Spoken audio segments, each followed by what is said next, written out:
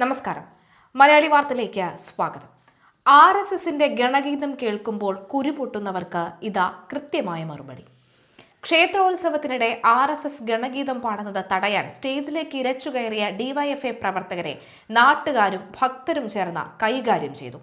കണ്ണാടിപ്പറമ്പ് ശ്രീ മുത്തപ്പൻ ക്ഷേത്രം പ്രതിഷ്ഠാദിന മഹോത്സവത്തോടനുബന്ധിച്ച് നടന്ന ഗാനമേളയ്ക്കിടെയാണ് സംഭവം.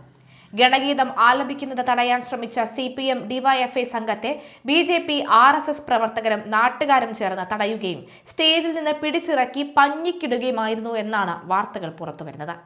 സംഘപരിവാർ നിയന്ത്രണത്തിലുള്ളതാണ് ഈ ക്ഷേത്രം. തൃശൂരിൽ നിന്നുള്ള ഗായക സംഘമാണ് ഉത്സവപ്പറമ്പിൽ പാടാനെത്തിയത്.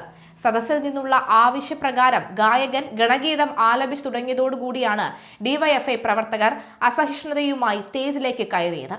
പാട്ട് പാടിക്കൊണ്ടിരുന്ന ഗായകനെ ഭീഷണിപ്പെടുത്തി പാട്ട് നിർത്താൻ ആവശ്യപ്പെട്ടെങ്കിലും നാട്ടുകാർ സംഘടിച്ചെത്തിയതോടെ DYFIക്കാർക്ക് പിടിച്ചു നിൽക്കാൻ കഴിഞ്ഞില്ല എന്നാണ് പറയുന്നത്. ഗണഗീതം തടയാൻ ശ്രമിച്ചവരെ ജനം സ്റ്റേജിൽ നിന്ന് തള്ളിയിറക്കി. തുടർന്നുണ്ടായ ഉന്തും തള്ളലിലും മർദ്ദനത്തിലും CPM പ്രവർത്തകർക്ക് പരിക്കേറ്റതായാണ് വിവരം. ക്ഷേത്ര കമ്മിറ്റിയിൽ RSS BJP പ്രവർത്തകർക്ക് സ്വാധീനമുള്ളതാണ് CPMനെ പ്രകോപിപ്പിച്ചത്. എന്നാൽ ക്ഷേത്ര ചടങ്ങുകൾക്കിടയിൽ രാഷ്ട്രീയ അജണ്ടയുമായി എത്തിയവർക്ക് ഭക്തരിൽ നിന്ന് തന്നെ കനത്ത പ്രഹരമാണ് ലഭിച്ചത്.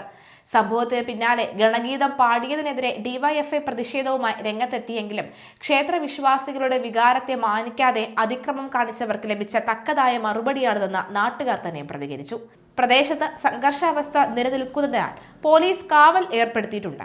ഗണഗീതത്തെ പോലും ഭയക്കുന്ന CPM നിലപാടാണ് ഇത്തരം സംഘർഷങ്ങൾക്ക് കാരണമെന്ന് BJP ആരോപിച്ചു.